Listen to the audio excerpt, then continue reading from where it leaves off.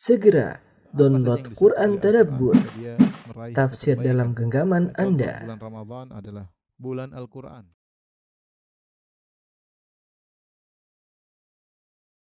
Bismillahirrahmanirrahim. Assalamualaikum warahmatullahi wabarakatuh. Alhamdulillahi ala ihsani wa syukru lahu ala taufiqihi wa amtinani. Wa asyhadu an la ilaha illallah wahdahu la syarika lahu ta'ziman li sya'nih. Wa asyhadu anna Muhammadan abduhu wa rasuluhu da'ila ridwani. Allahumma salli alaihi wa ala alihi wa ashabihi wa ikhwani. Para jamaah, ikhwan akhwat, Majelis Taklim Qalbun Salim yang dirahmati Allah Subhanahu wa taala. Kita lanjutkan bahasan kita tentang kitab bekal salat. Kita sampai pada hal-hal yang makruh dalam salat, hal-hal yang dimakruhkan dalam salat.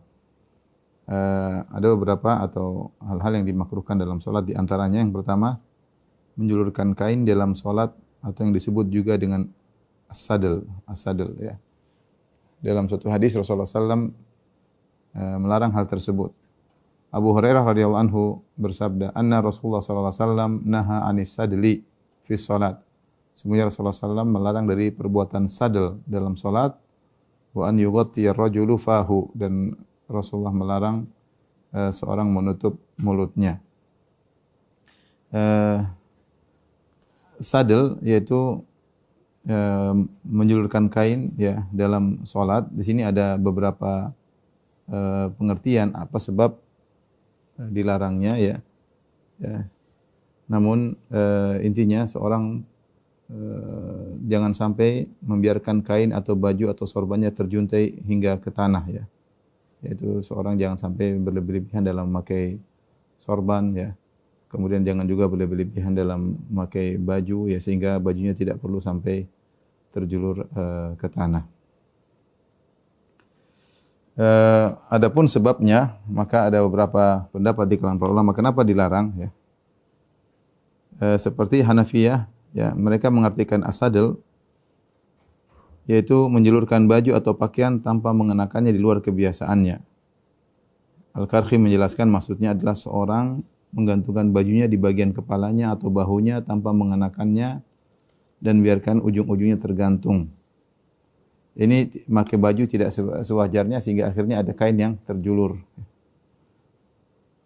Adapun Syafi'iyah memandang bahwasanya hal itu dilarang karena merupakan bagian dari kesombongan, sama seperti isbal. Isbal di antara sebab kenapa dilarang karena merupakan isbal minal makhila atau minal makhyalah, bahwasanya isbal, bahwasanya kain melebihi mata kaki adalah bagian dari kesombongan ya. Maka Syafi'iyah memandang as-sadl adalah bagian dari kesombongan. Jika dilakukan karena sombong maka hukumnya haram. Jika dilakukan bukan karena kesombongan, hanya sekedar kain yang panjang melebihi batas yang wajar, maka hukumnya makruh. Ini dijelaskan oleh An-Nawawi dalam Al-Majmu'. Ini diantara sebab larangan. Intinya memakai pakaian yang tidak biasa, tambah-tambahan kain atau memakai baju yang berlebihan.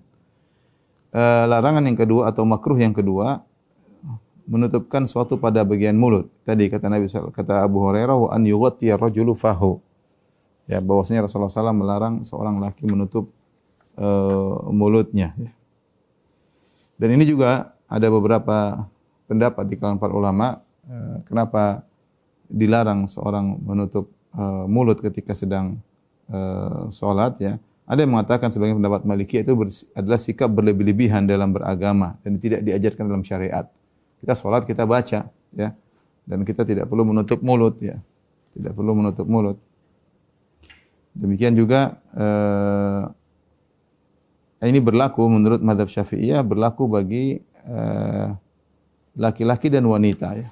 Karena wajah wanita bukanlah aurat dalam salat ya. Ya, hanya saja mereka mengatakan boleh menurut mazhab Syafi'iyah wanita menutup wajahnya, bukan hanya sekedar mulutnya, bahkan wajahnya kalau ada keperluan. Ada keperluan contohnya misalnya bagi wanita jika ada lelaki asing di sekitarnya dan dia tidak ingin wajahnya terlihat, maka dia boleh salat dengan menggunakan cadar. Dia boleh salat menggunakan cadar. Asalnya seorang wanita salat membuka cadar. Ya, karena kalau sudah pakai cadar bukan cuma mulut yang tertutup, hidung juga tertutup. Dan ini dianggap sebagai sikap berlebih-lebihan dalam ibadah ya. sikap beriman dalam ibadah. Tetapi kalau ada lelaki asing, menurut mazhab Syafi'iyah boleh dibuka cadar tersebut.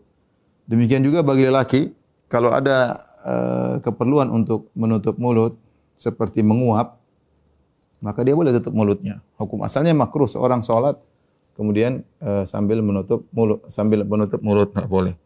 Ya dengan apapun, dengan masker, dengan kain enggak boleh ya. Hukumnya makruh ya, meskipun tidak sampai derajat haram tapi hukumnya makruh kecuali ada halangan ya, seperti tadi disebutkan adalah jika dia menguap. Berdasarkan hadis dari Abu Sa'id Al-Khudri,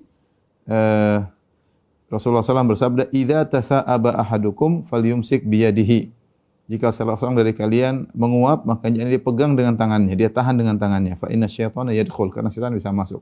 Kalau dia nguap, dia tutup mulutnya dengan tangannya, silakan. Yang penting dia berusaha untuk menutup ya. Jadi inilah kenapa dilarang, sebagian sebab dilarang seorang sholat sambil menutup mulutnya. Dan kita tahu di zaman sekarang ya, ketika musim pandemi ya, banyak ulama berfatwa boleh menutup mulut ya, sholat sambil menutup mulut ya, terutama ketika di musim-musim pandemi masih gawat-gawatnya, tingkat kematian masih tinggi, tingkat penularan masih tinggi, maka tidak mengapa seorang sholat sambil menutup mulutnya karena ada keperluan ya, karena ada keperluan. Ini kondisi yang dalam kondisi tidak normal ya. Sebagaimana tadi disebutkan oleh ulama Syafi'iyah, dalam kondisi tidak normal maka boleh menutup mulut atau wajah. Contohnya bagi wanita, jika ada laki-laki asing di sekitarnya, dia boleh menutup bukan cuma mulutnya, wajahnya dia boleh tutup. Demikian juga bagi lelaki jika dalam kondisi menguap, maka dia boleh menutup mulutnya. Demikian juga dalam kondisi tidak normal seperti dia sakit ya, atau dia takut dengan penyakit. Kalau dia sakit, maka misalnya dia flu, dia boleh tutup ya sehingga tidak tersebar penyakitnya ya. Atau dia khawatir tertular, maka dia boleh memakai masker sebagaimana yang difatwakan oleh para ulama. Ya mudah-mudahan pandemi semakin hilang dan semakin terangkat sehingga kita bisa sholat dengan normal tanpa harus memakai masker. Baik, di antara hal yang dimakruhkan dalam sholat adalah melakukan gerakan sesuatu yang sia-sia, ya, gerakan yang sia-sia yang selain dari gerakan sholat. Ya. Karena banyak gerak dalam sholat tanpa ada keperluan, ini bisa menghilangkan kekhusyuan dan mengurangi pahala sholat. Dan kalau gerakannya sangat banyak sampai seperti sedang tidak sholat, maka jadi batal. Ya, sebagaimana kita pernah bahas pada pertemuan sebelumnya.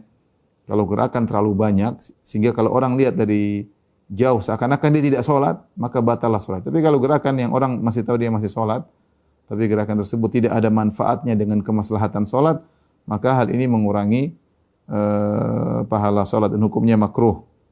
Ya, berdasarkan hadis Ali bin Abdurrahman, beliau berkata, "Ra'ani Abdullah bin Umar wa ana a'bathu bil hasa fi salat." Abdullah bin Umar melihatku sementara aku main-main dengan kerikil, atau sedang salat. Ya. Falamman sarafa nahani. Ya. Tatkala selesai salat, maka dia pun menahanku ya. Dia berkata, "Isna kama kana Rasulullah sallallahu alaihi wasallam yasna." Lakukanlah seperti yang dilakukan oleh Nabi sallallahu alaihi wasallam. Faqultu wa kaifa kana Rasulullah sallallahu alaihi wasallam yasna? Bagaimana Rasulullah sallallahu alaihi wasallam ketika salat? Kana idza jalasa fi sholati wada'a kaffahu al-yumna ala fakhidhihi al-yumna wa qabada asabi'ahu kullahu wa asyara bi isbi'ihi allati talil ibham. Wa wada'a kaffahu al-yusra ala fakhidhihi al-yusra. Maka Ibnu Umar mengatakan, lihatlah Nabi ketika salat, dia tenang. Ketika duduk dalam salat tidak main-main dengan kerikil, tapi Rasulullah sallallahu alaihi wasallam meletakkan telapak tangan kanannya di atas paha kanannya dan kemudian meletakkan telapak kirinya di atas paha kirinya. Kemudian Rasulullah SAW menggenggam jari-jarinya semuanya. Kemudian Rasulullah SAW beri isyarat dengan telunjuknya. Jari telunjuknya. Jadi Ibnu Umar menegur dengan baik dengan mengatakan jangan seperti itu. Ikutlah cara Nabi SAW. Bagaimana lembutnya Ibnu Umar ketika menegur orang ini. Kenapa? Karena dia main-main ketika duduk, dia mungkin enggak ada kegiatan, dia megang-megang kerikil ya, megang kerikil. Kemudian di antara hal yang dimakruhkan dalam salat adalah menolehkan pandangan ketika salat, yaitu lihat kanan, lihat kiri ya. yang tidak fokus pada arah depan ya. Berdasarkan hadis Aisyah radhiyallahu taala anha, beliau berkata, "Sa'altun Nabiy sallallahu alaihi wasallam anil tifati rajuli fi salat." Aku bertanya kepada Nabi tentang seorang yang memalingkan pandangannya ketika salat ke kanan atau ke kiri. Faqala huwa ikhtilasun, itu adalah pencurian. Pencurian dengan diam-diam, yakhtalisu syaitan min salati ahadikum. Syaitan mencuri dari salat kalian. Itu syaitan mengambil pahala dari salat kalian. Jadi pahala semakin berkurang, tercuri. Ya, Rasulullah menamakan itu pencurian. Maka seorang kalau salat jangan sampai pahalanya berkurang. Di antara cara berkurang dia melihat ke kanan atau melihat ke kiri tanpa ada keperluan, Sebagaimana kita jelaskan, ada khilaf di kalangan para ulama tentang kemana dia memandang ketika dia salat. Jumhur ulama mengatakan memandang ke arah sujud, ke bawah, dan ulama Malikiyah mengatakan memandang ke depan. Tapi intinya tidak ke kanan ke kiri, fokus lihat imamnya, lihat ke depan, ke arah kiblat atau ke arah sujud. Adapun ke kanan, ke kiri, ya ini tentunya kalau tidak ada keperluan maka ini adalah iltifat, ini pencurian. Syaitan mencuri ketika kita tertarik untuk melihat ke kanan atau tertarik melihat ke kiri karena ada sesuatu. Ya kadang-kadang syaitan menggoda kita. Pengen lihat sesuatu, pengen lihat orang samping kita salat bersama kita, pengen samping kiri kita lihat. Ya, maka iltifat, nengok kanan kiri menoleh, ini adalah pahala salat kita tercuri. Kemudian juga di antara hal yang dimakruhkan dalam salat adalah ketika kita salat menghadap sesuatu yang menarik perhatian. Entah misalnya sajadah yang terlalu indah, banyak ukiran-ukirannya misalnya, atau kita menghadap sesuatu yang bergerak-bergerak ya. Intinya kita menghadapkan sesuatu yang menarik perhatian, atau kita salat di depan kita ternyata ada kain yang tertiup angin ya, dan ini mengganggu kita dan kita konsentrasinya malah buyar gara-gara melihat hal tersebut, maka ini dimakruhkan. Hadis Aisyah radhiyallahu taala anha, beliau berkata, "Anna Nabi sallallahu alaihi wasallam shalla fi khamisatin laha a'lam." Rasulullah sallallahu alaihi wasallam salat menggunakan khamisah, yaitu semacam kain yang kotak dan di situ ada garis-garisnya, laha a'lam. Fa nadhara ila alamiha nadhrah. Kemudian Rasulullah SAW sempat melihat kepada garis-garis tersebut, ya, ya. Falamman sarafa qala, tatkala Rasulullah SAW selesai salat, Rasulullah SAW berkata, "Idhabu bi khamisati hadhihi ila Abi Jaham wa'tuni bi bijaniyah." Kata Rasulullah SAW, bawalah kain khamisah ini kepada Abu Jaham, karena Abu Jaham yang kasih Nabi hadiah kain tersebut. Wa'tuni bi bijaniyah, datangkanlah kepadaku kain bijaniyah milik Abi Jaham. Fa innaha alhatni anifan an salati, karena yang khamisah tadi melalaikan aku ketika salat ya. Melalaikan aku ketika salat. Sehingga Rasulullah SAW kembalikan kain tersebut, Rasulullah SAW minta diganti dengan kain yang lain. Artinya itu hadiah dari Abu Jaham. Agar Rasulullah SAW tidak melukai hatinya karena mengembalikan hadiah, Rasulullah SAW bilang, tukar hadiahnya. Tukar hadiahnya dengan yang lain yang membuat kain biasa aja, ya meskipun agak tebal, ya baju yang agak tebal, tetapi tidak mengganggu Nabi ketika sedang sholat. Ini menunjukkan segala hal yang mau kita untuk sholat, boleh kita, jangan kita sholat di lokasi seperti itu karena mengganggu. Masing-masing tahu kondisi dia ya. Kalau dia merasa terganggu nggak usah. Ada orang misalnya dia pakai sajadah, karena sajadah itu selalu dia pakai terus dan ada ukirannya dan sudah terbiasa, dia tidak merasa terganggu, maka itu nggak ada masalah. Tapi kalau dia pakai selalu terganggu, dia lihat mungkin ada ukiran-ukirannya, maka jangan pakai sajadah seperti itu.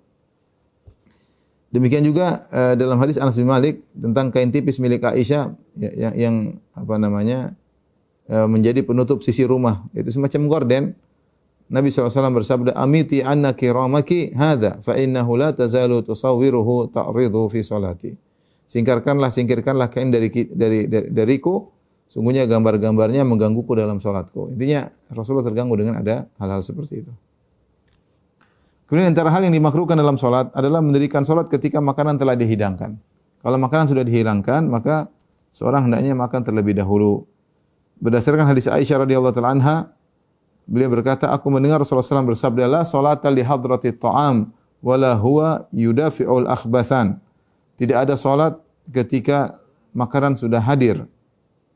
Dan tidak ada salat sementara dia menahan buang air besar atau buang air kecil. Ya, ini adalah hukumnya makruh. Ya, Jadi kalau ada makanan sementara hati kita sudah lapar, makan dulu. Kita sudah lapar, makan dulu, baru kemudian sholat. Jangan kita maksakan sholat sementara pikiran kita ke makanan. Ya. Demikian juga di sini menjelaskan bahwasanya kalau orang mau ingin buang angin atau ingin pipis, ya buang air kecil atau buang air besar, maka jangan dia tahan. Dia bertahan sholat dengan keringat dingin atau dengan secepat-cepatnya, jangan. Dia buang hajat dulu. Buang hajat dulu, baru kemudian dia wudu kembali, kemudian lanjutkan sholatnya. Karena inti sholat adalah wa aqimis sholata li dzikri. Dirikanlah sholat untuk mengingatku, kata Allah Subhanahu wa taala. Sementara kalau orang kelaparan kemudian makanan sudah hadir, dia ke masjid, maka dia akan terganggu dengan bayangan-bayangan tentang makanan tersebut, ya, terganggu. Kita manusia susah mengatur hati kita. Kalau dia lapar, Allah Akbar sholat, kapan segera pulang? Terbayang-bayang tadi kelezatan makanan tersebut. Ya. Makanya kata Ibnu Umar, "Idza wudi asya'u ahadikum wa uqimatis shalah fabda'u bil asya'." Kalau sudah dihidangkan makan malam, sementara sudah iqamat salat maghrib, salat isya, fabda'u bil asya', maka makan malam dulu. Wala ya'jal hatta yafrugha minhu. Ya, kata Rasulullah SAW dalam hadis Ibnu Umar, ya. Rasulullah SAW bersabda, "Idza wudi'a asya'u ahadikum," jika makanan sudah diletakkan makan malam, ya, dan sudah iqamat salat, fabda'u bil asya', maka mulai makan malam terlebih dahulu. Wala ya'jal hatta yafrugha minhu, dan jangan terburu-buru sampai dia selesai makan baru dia kemudian salat. Demikian juga dalam hadis Ibnu Umar, "Yudha'u lahu at-ta'am wa tuqamus salat fala ya'tihi hatta yafrugh fa innahu la yasma'u qiraatul Quran." Ya, bahwasanya Ibnu Umar pernah letakkan makanan di sisi Ibnu Umar sementara sudah ditegakkan salat. Maka Ibnu Umar tidak pergi salat sampai dia makan. Wa innahu la yasma'u qiraatul imam. Sementara dia makan, dia mendengar bacaan imam. Imam sudah baca, dia makan santai. Yang penting dia sampai selesai. Karena sunnahnya demikian. Sunnahnya demikian agar orang tahu bahwasanya seorang bisa salat dengan tenang. Adapun dia tinggalkan makanan, dia salat, pikirannya terganggu, ya. Khawatir dia mikir makanan, sehingga sebaiknya dia habiskan terlebih dahulu, baru kemudian dia salat meskipun terlambat, meskipun harus masbuk. Demikian juga tadi di antara makruh salat adalah salat dalam kondisi menahan buang angin, menahan buang pipis, ya, air kecil, dan menahan buang air besar. Ini semua mengganggu konsentrasi salat. Maka seorang membuang hajat terlebih dahulu, selesaikan hajatnya, baru kemudian dia kembali untuk salat, ya. Kemudian di antara hal yang dimakruhkan dalam salat adalah membaca Al-Qur'an ketika rukuk maupun sujud. Baca Al-Qur'an ketika rukuk maupun sujud. Ya. Rasulullah SAW tidak mengajarkan baca Al-Qur'an ketika rukuk ataupun sujud dalam salat. Yang dianjurkan adalah baca Al-Qur'an ketika berdiri. Berdasarkan hadis Ali bin Abi Thalib, beliau berkata, "Nahani Rasulullah SAW an qiraatil Qur'an wa ana raki'un aw sajid." Sungguhnya Rasulullah SAW melarangku untuk baca Al-Qur'an ketika aku ruku atau aku sujud. Hadis riwayat Muslim. Demikian hadis riwayat Ibnu Abbas bahwasanya Rasulullah SAW bersabda, "Ala wa inni nuhitu an aqra'al Qur'an raki'an aw sajidan." Kata Nabi, sungguhnya ketahuilah, aku ini dilarang. Bukan cuma Nabi melarang, Nabi juga dilarang untuk membaca Al-Qur'an dalam kondisi ruku maupun sujud. Fa amma ruku'u fa'azzimu fihi Rabb azza wa jalla. Adapun ketika rukuk maka agungkanlah Allah Subhanahu wa taala. Wa amma sujudu fajtahidu fid du'a. Adapun ketika sujud maka sungguh-sungguh dalam berdoa. Faqaminun ayyustajaba lakum. Maka itu lebih mudah untuk dikabulkan doa kalian, ya. Ini dalil bahwasanya tidak boleh seorang baca Al-Qur'an ketika ruku maupun sujud. Yang sering ditanyakan, Ustaz, bagaimana kalau kita berdoa dalam sujud dengan doa cuplikan Al-Qur'an seperti Rabbana atina fid dunya hasanah wa fil akhirati hasanah wa qina adzabannar. Ya, ini kan cuplikan dari Al-Qur'an. Misalnya Rabbana zalamna anfusana wa illam taghfir lana minal khasirin. Contohnya seperti Rabbi habli minas salihin, Rabbi ja'alni muqimas. Ini semua cuplikan dari Al-Qur'an, tapi kita baca ketika sujud, maka yang benar tidak jadi masalah karena itu cuplikan doa dan kita tidak sedang berniat untuk bertilawah. Kecuali kita ketika sujud kita mengatakan a'udzubillahi minasyaitonir rajim, Rabbana hab lana min azwajina wa dzurriyyatina qurrata a'yun waj'alna muttaqina imama. Itu berarti kita niatkan untuk tilawah. Itu tidak boleh. Tapi kalau kita dalam sujud kita baca doa-doa yang merupakan cuplikan Al-Qur'an, insyaallah tidak jadi masalah. Rabbana la tuzigh qulubana ba'da idh hadaitana, ya. hab lana min ladunka rahmah innaka antal wahhab dan seterusnya. Banyak cuplikan-cuplikan doa yang berasal dari Al-Qur'an dan niat kita ketika membaca sujud bukan untuk baca Quran tapi untuk cuplikan doa. Kemudian di antara hal dimakruhkan adalah tidak khusyuk ketika salat, tidak khusyuk. Ini berkaitan dengan pikiran. Badan kita mungkin khusyuk, kita tenang mengikuti imam, gerakannya persis tidak gerak sana, tidak gerak sini. Tapi pikiran kita kemana-mana, ke sana kemari ya. Ini tentunya makruh ya. Maka seorang ketika mau salat hendaknya dia lepaskan diri dari urusan-urusan duniawi, dia fokus untuk beribadah kepada Allah Subhanahu wa taala. Jadi jangan dia biarkan pikirannya yastarsil, yaitu terbawa, jangan. Kapan dia sadar bahwasanya dia sedang memikirkan dunia, maka dia fokuskan kembalikan kepada asalnya. Jangan dibiarkan hatinya berjalan mengikuti kemana pikirannya. Jadi solat badannya ikut imam, tapi pikirannya kemana-mana. Pikirannya ke sana kemari. Ya, ini tentu hukumnya makruh. Di antara hal dimakruhkan dalam solat adalah mengalihkan pandangan ke atas ketika solat, melihat ke atas. Ini tidak diperbolehkan.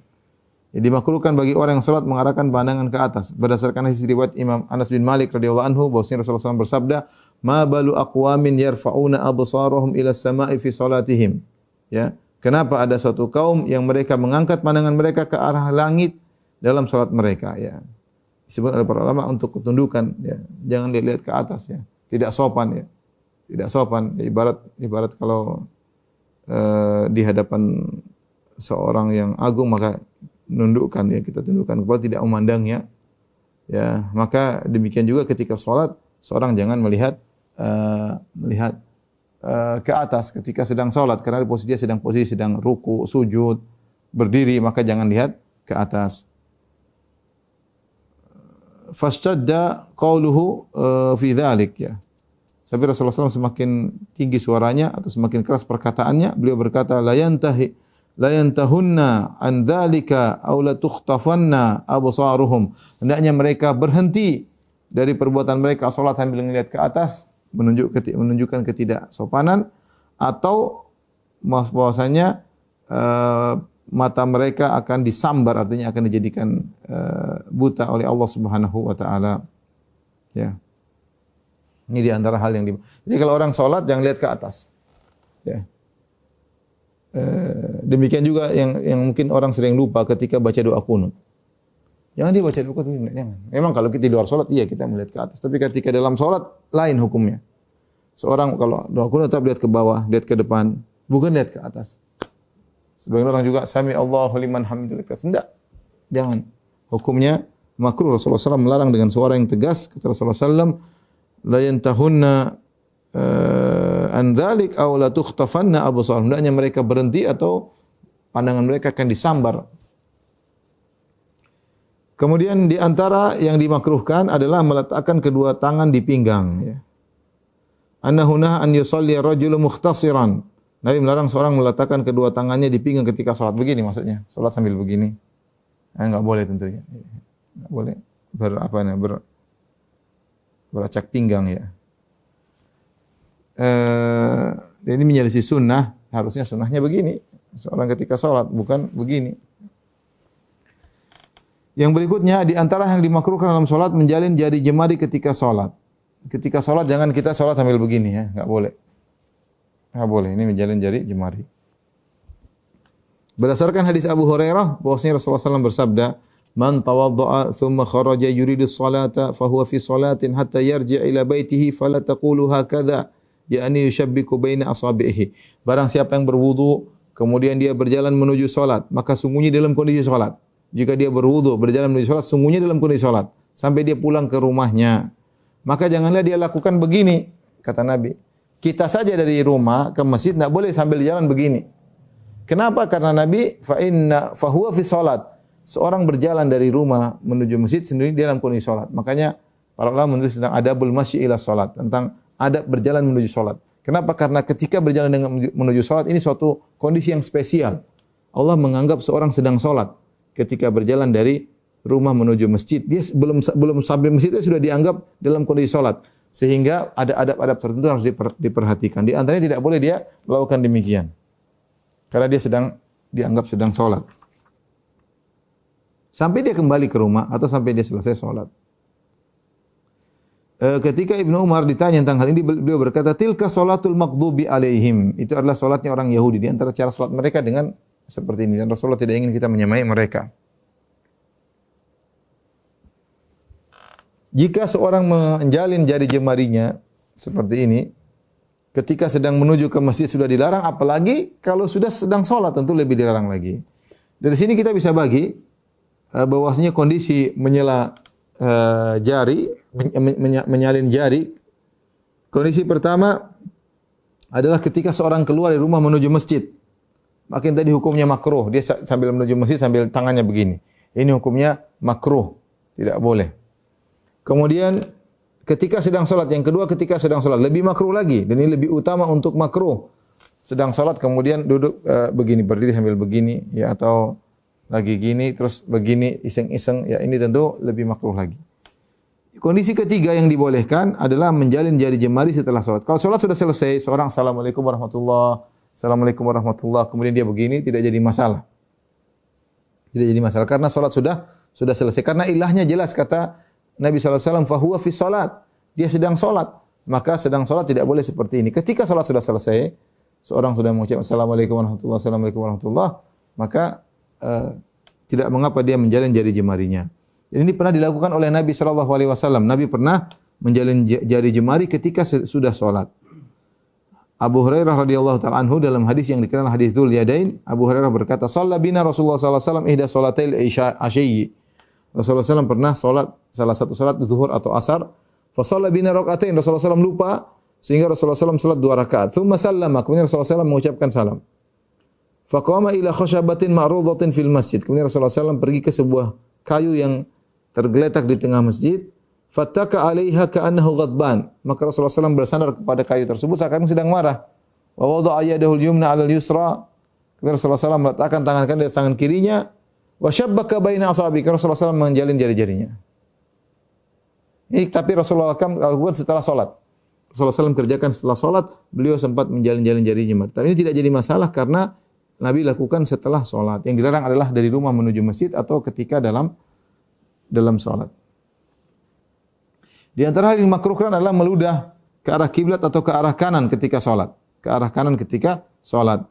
Berdasarkan hadis Abu Hurairah radhiyallahu anhu bahwasanya Rasulullah SAW melihat bekas ludah di dinding masjid, lalu beliau mengambil tongkat dan mengeriknya seraya berkata, "Idza tanakham ahadukum fala yatanakhamanna qibala wajhihi wala an yaminihi wal yabsuk an yasarihi aw tahta qadamihi al-yusra."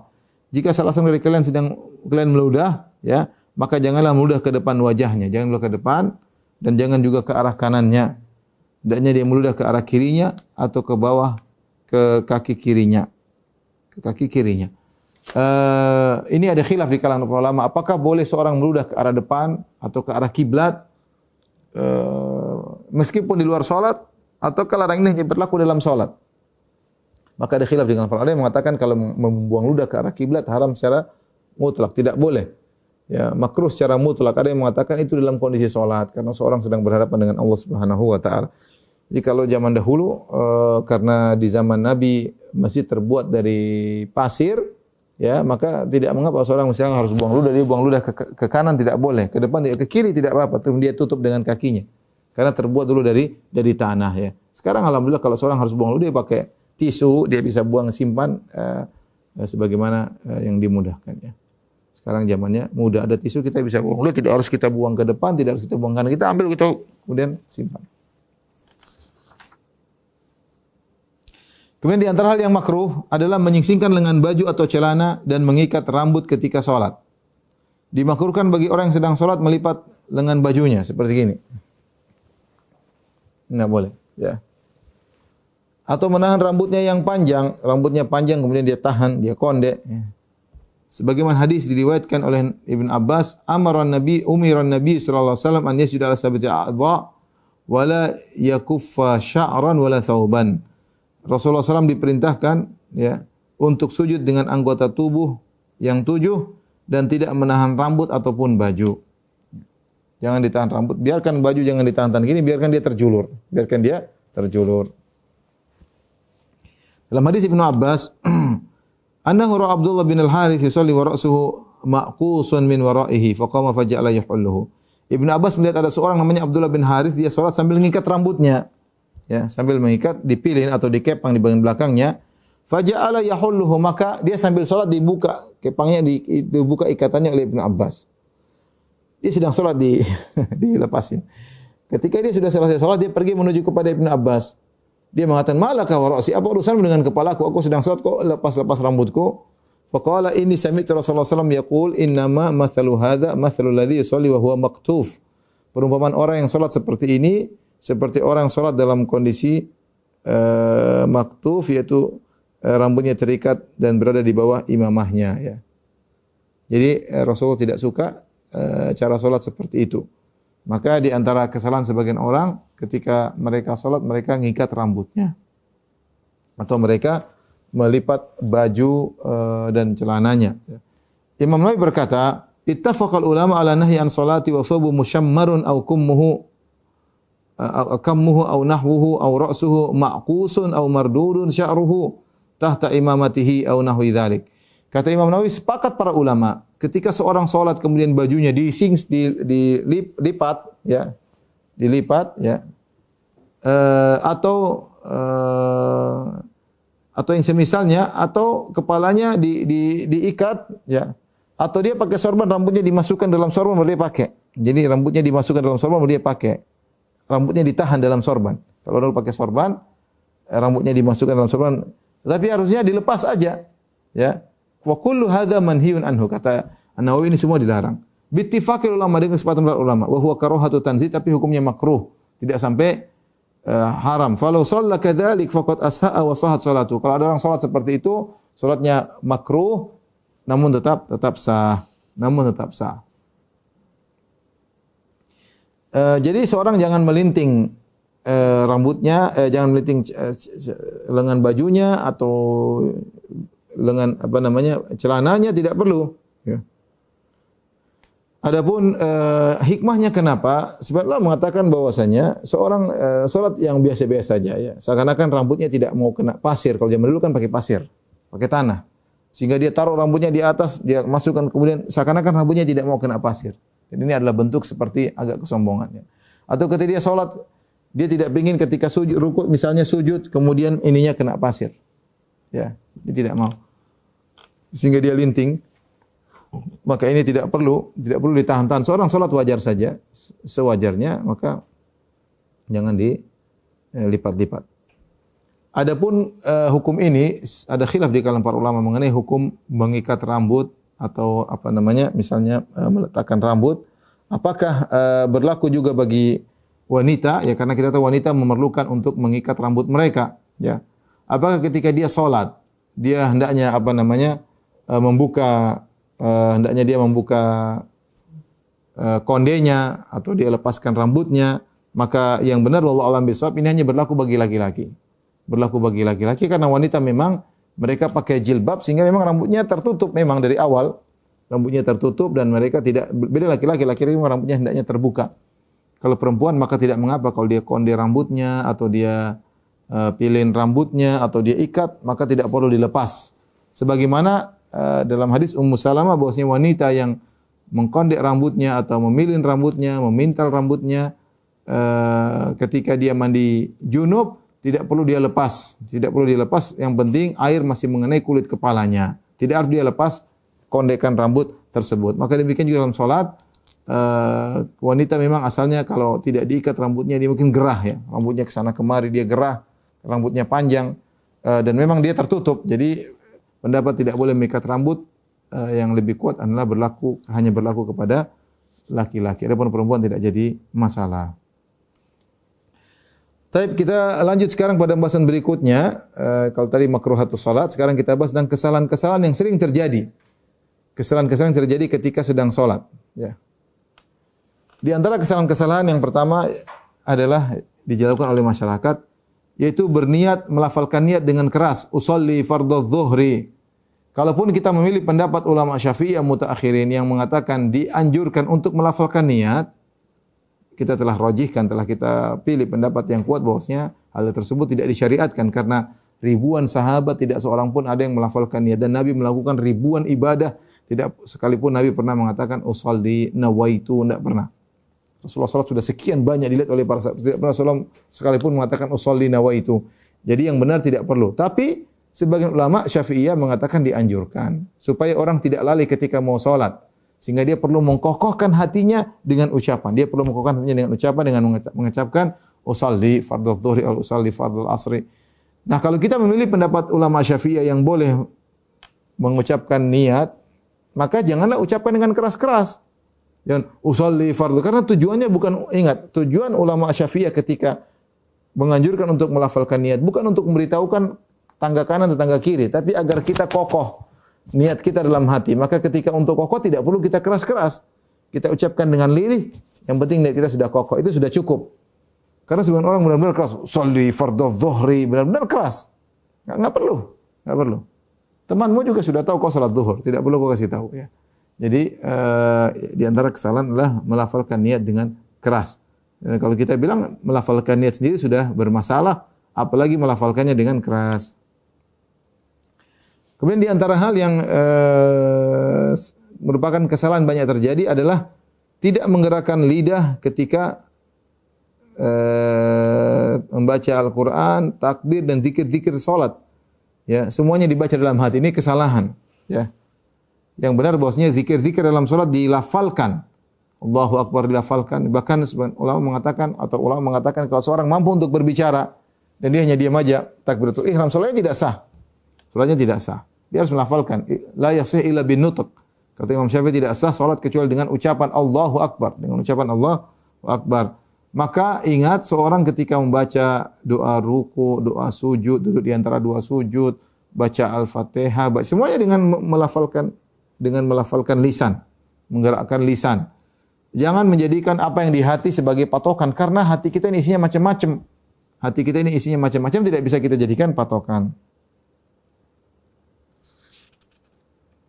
Di antara kesalahan ketika dalam posisi berdiri adalah membaca Al-Fatihah dengan berulang-ulang. Mengulang-ulang Al-Fatihah. Alhamdulillahirrahmanirrahim, maliki yaumiddin, amin. Ulang lagi, alhamdulillahirrahmanirrahim, arrahmanirrahim. Ini tidak dianjurkan. Bahkan sebagian ulama mengatakan dengan tegas, siapa yang sengaja mengulangi Al-Fatihah 2 kali, 3 kali, maka telah batal solatnya karena dia mengulangi rukun. Sama seperti dia rukuk 2 kali ya dalam satu rakaat. Ini pendapat sebagian ulama. Namun yang benar, sebagaimana dijelaskan bahwasanya tidak sampai hal membatalkan solat, karena terkadang seorang mengulangi surat karena dia merasa kurang khusyuk, kurang konsen. Tapi janganlah menjadi suatu kebiasaan. Janganlah menjadi suatu kebiasaan. Seorang kalau mungkin dia pas baca dia lupa, dia boleh ulang. Tapi dia sudah baca waladhdallin amin, dia ulang lagi alhamdulillah. Ini tidak dianjurkan, bahkan makruh. Bahkan tadi sebagian ulama mengatakan batal solat karena dia mengulangi rukun 2 kali dalam satu rakaat. Ya. Karena kita tahu baca Al-Fatihah rukun salat. Namun yang benar bahwasanya tidak sampai membatalkan, hanya saja makruh. Dan seorang bisa saja dia mengulangi Al-Fatihah karena tadi dia setengah Al-Fatihahnya dia pikiran melayang-layang sehingga dia ingin kuulangi dengan konsen. Tapi intinya seorang tidak mengulangi kecuali dalam kondisi memang dibutuhkan. Kemudian di antara hal yang dimakruhkan atau kesalahan dalam salat adalah memejamkan mata ketika salat. Memejamkan mata ketika seorang salat begini. Enggak, seorang salat dengan mata yang terbuka kecuali dalam kondisi tertentu. Ya. Karena kenapa? Karena Nabi SAW salat dengan mata terbuka. Para sahabat salat dalam mata terbuka. Maka para sahabat melihat bagaimana Nabi salat. Para sahabat melihat bagaimana gerakan Nabi SAW. Para sahabat melihat. Maka asalnya mereka salat dengan mata terbuka. Maka seorang jangan salat dengan sambil menutup mata. Kecuali kata para ulama kalau ada kondisi darurat, ya. Kecuali ada kondisi darurat, silakan dia salat dengan menutup mata. Misalnya dia lagi salat atau anak kecil lari depan dia terganggu banget, ya. Maka dia boleh menutup matanya sebagaimana penjelasan Ibnu Qayyim rahimahullahu taala dalam kitabnya Zadul Ma'ad.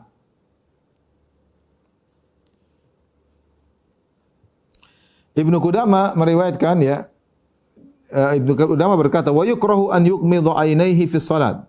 Dan dimakruhkan dia menutup kedua matanya dalam salat. Nasu alaihi Ahmad, ini pernyataan Imam Ahmad. Wa qala huwa fi'lul yahud, kata Imam Ahmad ini perbuatan orang-orang Yahudi. Wa kadzalika qala Sufyan, ini perkataan Sufyan juga Ats-Tsauri, dan diriwayatkan dari Mujaahid, Tsauri, Al-Auza'i, perkataan Sufyan ibnu Uyainah, ya. Wa ruwiya 'anil Hasan jawazuhu min ghairi karaha, adapun Hasan mandang bahwasanya itu boleh tanpa makruh, boleh tanpa makruh.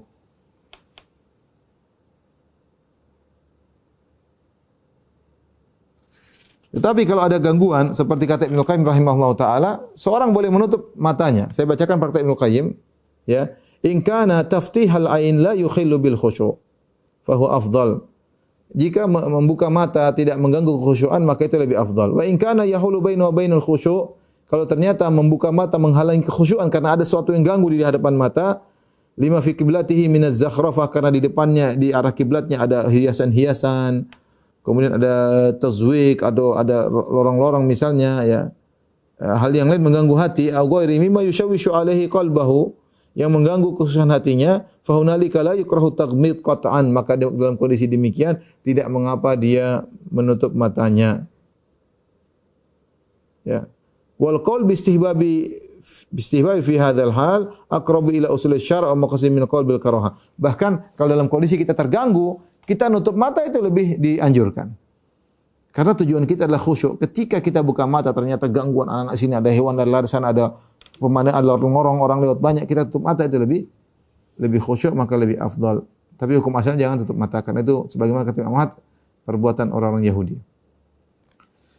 Kemudian di antara kesalahan yang berkaitan dengan salat yang dilakukan oleh banyak masyarakat adalah ketika bangkit dari ruku sambil mengangkat kedua tangan, tapi dalam posisi seperti seorang berdoa. Harusnya kan kita ketika ruku kita bangkit, Sami Allahu liman hamidah, atau kita bilang Rabbana walakal hamd. Tapi sebagian orang Rabbana walakal hamd begitu, ya. Ini salah, ya. Banyak orang gitu ngangkat tangan, padahal kita bukan sedang berdoa, ya. Maka tapi kalau kunut ya baru kita begini, ya. Ya. Kemudian di antara kesalahan ketika seorang i'tidal, dia ketika mau kunut, entah dalam salat witir misalnya atau kunut nazilah atau sebagaimana pendapat ulama Syafi'iyah kunut subuh, maka dia tidak baca Rabbana lakal hamdu. Dia sami Allahu liman hamidah. Allahumma hdina fiman hadaitu afina fiman afait. Salah. Kunut subuh sunnah, tapi baca doa setelah i'tidal hukumnya wajib. Rabbana walakal hamdu itu hukumnya wajib. Maka seorang ketika ingin kunut dia baca dulu Sami Allah liman hamidah Rabbana walakal hamdu, baru kemudian dia kunut atau ikut kunutnya imam. Jangan langsung dia kunut sementara dia belum baca doa i'tidal. Sebagian orang ketika salat dia mengatakan Rabbana walakal hamdu walaka syukru, dia tambah walaka syukru, juga keliru. Di antara kesalahan dalam berdiri ketika kunut juga sebagian ulama mengingatkan tidak boleh seorang kunut terlalu lama. Ada orang kunut sampai 20 menit, sampai setengah jam. Kasihan jamaah. Salatnya sih enggak sampai 15 menit, enggak sampai 20 menit. Kemudian dia kunutnya 20 menit, ini memberatkan. Ya, ada berdoa, amin, amin, sudah amin, terus amin, terus amin, sampai kemudian begini tangannya. Saking apa? Saking capeknya karena imamnya kelamaan, ya. Udah nangis sampai nguap sampai semua, imamnya belum selesai juga. Apalagi seorang tidak tahu bahasa Arab, enggak tahu imam baca apa, ya. Maka imam kunut yang wajar-wajar 5 menit, oke. Ya, 5 menit sudah cukup lama juga, lebih dikit enggak apa-apa. Tapi kalau sampai muas-muasin doa kebanyakan sampai 15 menit, 20 menit, maka ini tidak dianjurkan.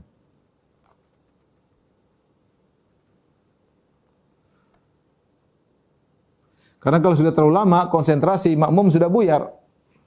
Tapi ini tadi kesalahan berkaitan dengan ketika berdiri. Sekarang kesalahan berkaitan berdiri dan juga kesalahan berkaitan dengan rukuk dan i'tidal. Di antaranya kesalahan ketika sujud. Ketika sujud, di antara kesalahan mengangkat kedua tangan ketika sujud atau bangkit dari sujud. Jadi mau sujud Allahu Akbar, enggak usah angkat tangan, kita cukup takbir Allahu Akbar baru sujud. Demikian juga ketika bangkit dari sujud ke rakaat kedua, tidak perlu kita angkat tangan. Allahu Akbar, tidak perlu. Jadi kaidahnya semua yang sebelum sujud atau setelah sujud hanya takbir doang, tidak pakai angkat kedua tangan. Sebagian orang ketika sujud dia terkadang harus dia sambil mengangkat rambutnya. Ini sebagian orang saya lihat ini tidak ada dalilnya. Tidak harus orang dia sujud rambut itu jidat enggak ada masalah, ya. Enggak ada masalah. Ya, enggak ada masalah. Jangan kita kadang pakai songkok aja tidak jadi masalah, pakai sorban tidak jadi masalah. Ya. Sebagian orang saya lihat dia salat Allahu Akbar mau sujud diangkat gini. Boleh dia begini. Ini merepotkan seorang, tidak perlu demikian. Tidak perlu demikian ketika dia sujud Tidak perlu dia mengangkat rambutnya dari jidatnya, dari dahinya. Apalagi orang Syiah ketika salat harus pakai batu Karbala, ya, ini lebih parah lagi.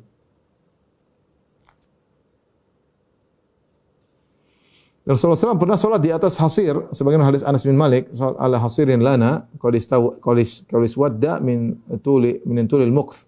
Rasulullah kami hidangkan semacam karpet atau sajadah sudah agak kehitaman, bersihkan pakaian. Rasulullah SAW salat di atas karpet tersebut.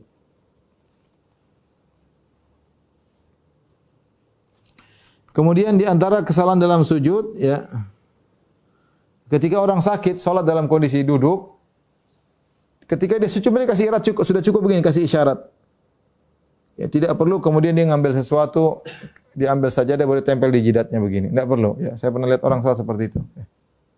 Dia pas sujud, dia ambil batu taruh sini, kemudian taruh lagi. Kayaknya orang Syiah salat seperti itu. Enggak perlu. Orang ketika dalam kondisi sakit maka dia cuma menundukkan aja pandangnya, menundukkan tubuhnya sedikit. Demikian juga di antara kesalahan ketika sujud sahwi membaca doa subhana man la yanam wa la yashu, maha suci zat yang tidak tidur dan tidak lupa. Ini tidak ada dalilnya sama sekali. Maka sujud sahwi kita cukup baca dengan doa-doa sujud. Subhana rabbiyal a'la boleh, wa bihamdihi, atau doa-doa sujud yang lain. Tidak perlu kita baca subhanalladzi la yanamu wa la yashu karena tidak ada dalilnya. Kemudian kesalahan ketika duduk atau tasyahud dan taslim. Di antara sebagian kaum muslimin meyakini bahwasanya ketika tasyahud harus mengatakan sayyidina, ya. Sayyidina, ya. Ya, sebagian berlebih-lebihan. Ada yang mengatakan dianjurkan, ya. Sebagian merasa berlebih-lebihan harus pakai sayyidina. Allahumma shalli ala sayyidina Muhammad. Mengenai tambahan dalam tasyahud Allahumma shalli ala sayyidina Muhammad, ada tambahan sayyidina, maka diperselisihkan oleh para ulama, bahkan diperselisihkan oleh para ulama Syafi'iyah sendiri. Diperselisihkan oleh para ulama Syafi'iyah sendiri, ya. Mereka perselisihan timbul karena satu, ya. Mereka ingin beradab dengan Nabi sehingga mereka tambah sayyidina. Tujuan mereka baik, kita tambah sayyidina menunjukkan kita tak beradab kepada Nabi sallallahu alaihi wasallam. Yang sementara menurut mereka ada kontradiktif dengan Rasulullah mengajarkan lafal sholawat tanpa sayyidina. Sehingga ini jadi bagaimana nih? Rasulullah mana yang harus didahulukan? Ada yang mengatakan kita mendahulukan adab sehingga meskipun Rasulullah mengajarkan tanpa sayyidina, ini menunjukkan Rasulullah tawadhu, kita tambah sayyidina. Sebenarnya mengatakan tidak. Ya, Rasulullah SAW tidak mengucapkan sayyidina, maka tidak perlu kita mengucapkan sayyidina, sama seperti azan. Tidak ada orang mengatakan asyhadu alla sayyidina Muhammadan Rasulullah, tidak ada, ya. Allah asyhadu anna Muhammadar Rasulullah, langsung asyhadu anna Muhammadar Rasulullah. Ya, tidak memakai asyhadu anna sayyidina Muhammadan Rasulullah. Tidak perlu. Dan ini pendapat yang lebih kuat bahwasanya kita terikat dengan lafal salawat yang diajarkan oleh Nabi sallallahu alaihi wasallam. Tapi ini ada khilaf. Sebagian ulama memandang bahwasanya memandah sayyidina lebih afdal, tapi mereka tidak mengatakan wajib. Mereka hanya mengatakan lebih afdal. Orang berselawat dalam salat mengatakan, kalau di luar salat bebas, ya. Di luar salat kita mengatakan Allahumma shalli ala sayyidina Muhammad, al-Mustafa, al-Mujtaba, al-Mukhtar, sayyidul anbiya wal mursalin. Silakan kita mau puji-puji Nabi sallallahu alaihi wasallam ketika di luar salat. Ketika dalam salat ini jadi masalah karena Rasulullah mengajarkan satu lafal khusus. Apakah perlu tambah sayyidina atau tidak? Maka sebagian ulama Syafi'iyah memandang hal tersebut lebih afdal, dan ini pendapat misalnya Al-Izz bin Abdissalam, beliau berpendapat demikian. Kemudian Al-Jalal Al-Mahalli, kemudian Zakaria Al-Ansari dalam kitabnya Asal Matalib, ya, dan Al-Qulyubi dalam Hasyiat Al-Qulyubi, mereka mengatakan, ulama Syafi'i ini mengatakan boleh menambah sayyidina, ya, sehingga menambahkan adab kepada Nabi sallallahu alaihi wasallam dan juga menjalankan perintah salawat dengan menambah adab dengan mengucapkan Allahumma shalli ala sayyidina. Pendapat yang kedua dari juga ulama Syafi'iyah bahwasanya lebih afdal adalah tidak menambah lafal sayyidina. Ya. Sebagaimana dikatakan Al-Isnawi, beliau berkata wa fi kauni dzalika afdal min tarkiha nadhar. Dia mengomentari yang menganggap ini lebih afdal, ini ada perlu diteliti kembali, perlu ditinjau kembali. Ya. Dan ini juga nampak dari pendapat An-Nawawi rahimahullahu taala. Ya. Imam Nawawi ketika dalam Raudhatul Talibin menjelaskan tentang salawat yang terbaik, beliau berkata, ya, wa akmaluha an yaqul, dan yang paling sempurna adalah seorang berkata Allahumma salli ala Muhammad tanpa ada sayyidina. Allahumma salli ala Muhammad wa ala ali Muhammad kama sallaita ala Ibrahim wa ala ali Ibrahim wa barik ala Muhammad wa ala ali Muhammad kama barakta ala Ibrahim wa ala ali Ibrahim innaka Hamidum Majid. Kemudian Al-Syirbini mengatakan yang zahir adalah pendapat yang kedua. Pendapat ulama Syafi'iyah yang mu'tamad kata beliau adalah pendapat yang kedua. Wa zahir kalamihim i'timadu tsani. Zahir dari pendapat mereka bahwasanya yang jadi patokan dalam mazhab Syafi'i adalah tidak perlu menambah Sayyidina dan dalam kitab Mughnil Muhtaj. Ya. Demikian juga Sakhawi menukil pendapat sebagian ulama yang berpendapat dengan pendapat kedua. Lihat Qaulul Badi'. Ya. Ini pendapat yang dipilih oleh Ibnu Hajar rahimahullahu taala, ya. Sebagaimana dinukil oleh muridnya Al-Hafiz Muhammad bin Muhammad Al-Gharabili, ya. Beliau berkata, Su'ila Ibnu Hajar ditanya, ya, an sifatis salat ala Nabi, tentang tata cara bersolawat kepada Nabi SAW dalam solat, atau khairij salat, dalam solat atau di luar solat. Sawa'un qila biwujubi aw binadbiyatiha. Apakah mengatakan solawat dalam solat adalah wajib atau sunnah? Hal yushtaratu fiha an yasifahu sallallahu alaihi wasallam bisiyadah? Apakah disyaratkan harus menambah Sayyidina Muhammad? Kan yaqul mathalan seperti seorang berkata Allahumma salli ala Sayyidina Muhammad. Ya Allah berselawat kepada Sayyidina Muhammad. Atau ala Sayyidil Khalqi. Atau ya Allah berselawat kepada Sayyidil Khalq. Atau Sayyidi awaladi Adam. Atau kepada pemimpin anak-anak Adam. Atau au yuqtasaru ala qauli Allahumma shalli ala Muhammad, ini lebih afdal, atau cukup Allahumma shalli ala Muhammad. Wa ayyuhuma afdal, man lebih afdal? Ini Ibnu Hajar ditanya. Ibnu Hajar ma'ruf penulis kitab Fathul Bari. Al-ityan bil lafzi ziyada li kauniha sifatan thabitatan lahu sallallahu alaihi wasallam au adam al-ityan adamul ityan bihi li adam dzalika fil athar. Man lebih utama? Kita tambah Sayyidina, karena ini merupakan sifat Nabi. Nabi mengatakan ana sayyidu waladi Adam yaumal qiyamah wala fakhr. Aku adalah pemimpin seluruh anak Adam pada hari kiamat, aku tidak sombong. Sifat Nabi Sayyid jelas. Nah, mana lebih utama kita bersalat dengan lafal Sayyid, Sayyidina Muhammad, atau yang lebih afdal tanpa menggunakan Sayyid, karena dalam athar tidak ada, dalam hadis tidak ada. Li adami wurudi dzalika fil athar. Karena dalam athar-athar yang diajarkan oleh Nabi tata cara bersalawat tidak ada kata Sayyidina. Maka apa kata Ibnu Hajar rahimahullah? Na'am ittiba'ul alfaz al-ma'thurah arjah. Ketahuilah bahwasanya mengikuti lafal-lafal yang datang dalam hadis itu lebih kuat, lebih kuat. Wala yuqalu la'allahu taraka dzalika tawadhu'an minhu sallallahu alaihi wasallam kama lam yakun yaqulu inda dzikri sallallahu alaihi wasallam. Ya. Dan jangan kita katakan Nabi meninggalkan Sayyidina karena Nabi tawadhu, ya. Nabi tawadhu, ya. Karena kalau memang demikian, kalau Nabi ketika mencontohkan tentang salawat Ibrahimiyah tanpa menggunakan, Nabi hanya mengatakan Allahumma sholli ala Muhammad. Kata orang, itu Nabi tawadhu doang. Nabi tawadhu. Nabi tidak ingin tambahkan Allahumma. Kita sebagai umatnya kita tambah Allahumma sholli ala Sayyidina Muhammad. Karena kita wajib untuk berada kepada Nabi. Kata Ibnu Hajar, jangan mengatakan demikian. Kenapa? Karena kalau memang menambah Sayyidina dalam lafal tersebut menunjukkan adab, ya, laja'an sahaba wa anitabi'in. Tsumani tabi'in, maka sahabat akan bersalawat dengan cara demikian dan juga dari para tabi'in. Walam naqif fi syai'in min al-athar an ahadin min as-sahabah wala tabi'in. Namun kami tidak mendapati tabi'in seorang pun atau sahabat seorang pun ketika bersalawat mengucapkan Allahumma shalli ala Sayyidina Muhammad. Tidak ada. Ma'a kathrati ma warada anhum min dzalik. Padahal betapa banyak mereka bersalawat kepada Nabi sallallahu alaihi wasallam, tetapi mereka tidak menambah dengan Sayyidina. Ya. Ma'akasrat wa hadzal Imam Syafi'i. Lihat Imam Syafi'i. Imam Syafi'i tidak menambah Sayyidina. Ini pendalilan Ibnu Hajar luar biasa. Dia mengatakan wa hadzal Imam Syafi'i a'la Allahu darajatahu. Lihatlah Imam Syafi'i, semoga Allah meninggikan derajatnya. Wa huwa min aktsarin nasi ta'dhiman lin Nabi sallallahu alaihi wasallam. Dia orang paling mengagungkan Nabi sallallahu alaihi wasallam. Qala fi khutbati kitabi alladhi huwa umdatu ahli madhhabi. Dia berkata di kitabnya yang merupakan mungkin kitab Al-Um atau kitab Risalah yang merupakan patokan dari atau landasan dari ulama mazhab Syafi'i. Beliau mengucapkan di kitabnya Allahumma shalli ala Muhammad. Beliau tidak mengatakan Allahumma shalli ala Sayyidina Muhammad. Ya. Jadi ini menunjukkan bahwasanya Al-Imam Syafi'i juga mengatakan sholawat tidak pakai Sayyidina Muhammad. Dan seterusnya.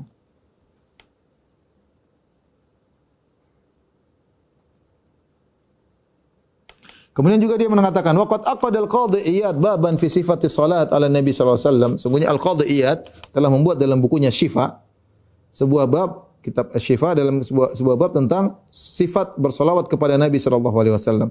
Wa naqala fi atharan marfu'atan an jama'atin minas sahaba wa tabi'in. Dan beliau menukil bagaimana para sahabat, para tabi'in mereka bersolawat. Laisa fi syai'in minha an ahadin minas sahabat wa ghairihim lafdhu sayyidina. Namun ternyata tidak seorang pun dari sahabat maupun tabi'in ketika mereka bersolat mereka mengatakan Allahumma salli ala sayyidina Muhammad, tidak tanpa sayyidina.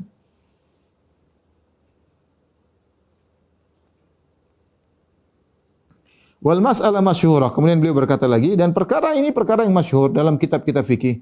Wal gharadu minha anna kulla man dzakara hadhil mas'alah minal fuqaha qatibatan lam yaqa fi kalami ahadin minhum sayyidina. Dan yang menjadi perhatian kita yaitu bahwasanya tidak seorang pun di antara para fuqaha mengucapkan sayyidina. Walau kanat hadhihi ziyadatu mandubatan, kalau tambahan Allahumma shalli ala sayyidina itu merupakan dianjurkan, ma khafiyat alaihim kulluhum atakfaluha, maka tidak akan ada yang samar akan hal ini, mereka pasti akan mengucapkannya atau menuliskannya. Wal khairu kulluhu fil ittiba wallahu alam, dan kebaikan yang terbaik adalah mengikuti athar. Dalam perkataan yang lain Ibnu Hajar mengatakan al-fadhal azkar tauqifiyah walaha khasa'is wa asrar. Sungguhnya lafal-lafal zikir itu adalah tauqifiyah, yaitu dari berdasarkan dalil. Dan lafal-lafal ini punya keistimewaan dan rahasia-rahasia. La yadkhuluhal qiyas, maka jangan dimasukin oleh qiyas, analogi dan macam-macam.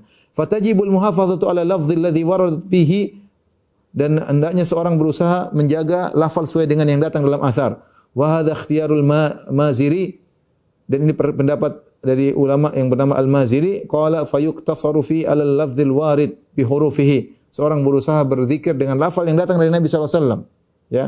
Jadi inilah pendalilan dari Ibnu Hajar rahimahullahu taala bahwasanya yang lebih utama seorang bersalawat tanpa sayyidina, ya, karena Nabi mengajarkannya demikian tanpa sayyidina, ya. Kesalahan ketika duduk tasyahud, tadi pertama harus menambahkan sayyidina, kemudian yang kedua ada yang orang salah baca bismillah di awal tasyahud, ya, baca tahiyat baca dulu bismillah, at-tahiyat, enggak usah baca bismillah. Kemudian di antara kesalahan orang ketika salam, assalamualaikum warahmatullahi, assalamualaikum warahmatullahi, ini juga kesalahan dia.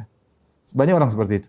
Saya pernah lihat lebih aneh lagi ini. Assalamualaikum warahmatullahi, assalamualaikum warahmatullahi. Tanya kenapa Pak? Maksudnya ini bukalah surga, tutuplah neraka begitu. Ini dari mana dia bikin sendiri? Nah.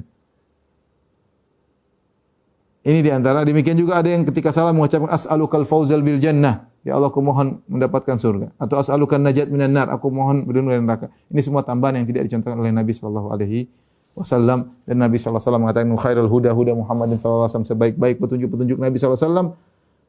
Salat yang terbaik salatnya Nabi sallallahu alaihi wasallam. Tapi demikian saja ikhwan dan akhwat yang dirahmati Allah Subhanahu wa taala, majelis taklim Qalbun Salim yang dirahmati Allah Subhanahu wa taala. Kajian kita insyaallah kita lanjutkan pada pembahasan berikutnya 2 pekan lagi insyaallah taala.